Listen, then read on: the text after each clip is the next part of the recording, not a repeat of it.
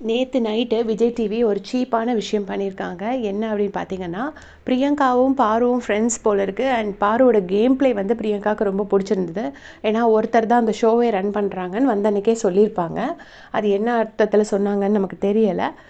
நான் எப்படி இன்டர்ப்ரிட் பண்ணேன்னா, அவங்க தான் பண்ணுறாங்க, நீங்கள் எல்லாருமே கொஞ்சம் கான்ட்ரிபியூட் பண்ணுங்கிற மாதிரி நான் இன்டர்ப்ரிட் பண்ணேன். பட் எல்லாருமே என்ன இன்டர்ப்ரிட் பண்ணியிருந்தாங்கன்னா, பாருவோட கேம் ப்ளே பிடிச்சதுனால தான் அப்படி சொல்கிறாங்கன்னு. பட் அவங்கலாம் சொன்னது தான் கரெக்ட் போல் இருக்குது. ஏன்னா நேற்று நைட்டு வந்து பாரு போயிட்டு பிரியங்கா கிட்ட வந்துட்டு இந்த மாதிரி என்னெல்லாம் நடக்குது வெளியில் அப்படின்னு சொல்லி கேட்டிருக்காங்க.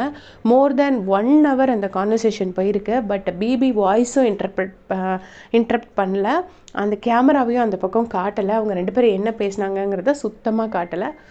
ஸோ பிரியங்கா மஞ்சரி 2 பேர்த்துக்கிட்ட இருந்தும் மோர் தேன் 1 hourக்கு அவுட் சைட் இன்ஃபர்மேஷன் ஃபுல்லாக வாங்கியிருக்காங்க.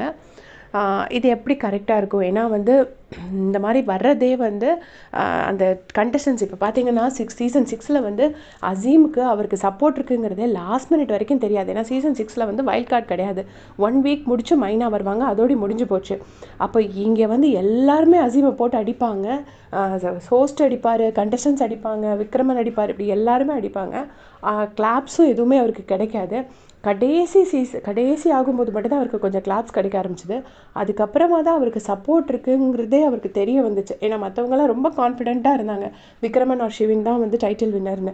ஸோ அதே மாதிரி இருந்தால் தான் அந்த ஷோ நல்லாயிருக்கும். பட் இவங்க வந்து பாருக்கு ஃபுல்லாக அவுட் சைட் இன்ஃபர்மேஷன் கொடுத்துட்டாங்க. பாரு அளவுக்கு இங்கே வந்து எல்லாராலையும் அவ்வளோ கிரிமினலாக திங்க் பண்ணி எல்லாருக்கிட்டையும் எல்லா இன்ஃபர்மேஷன் வாங்குற அளவுக்கு தெரியாது.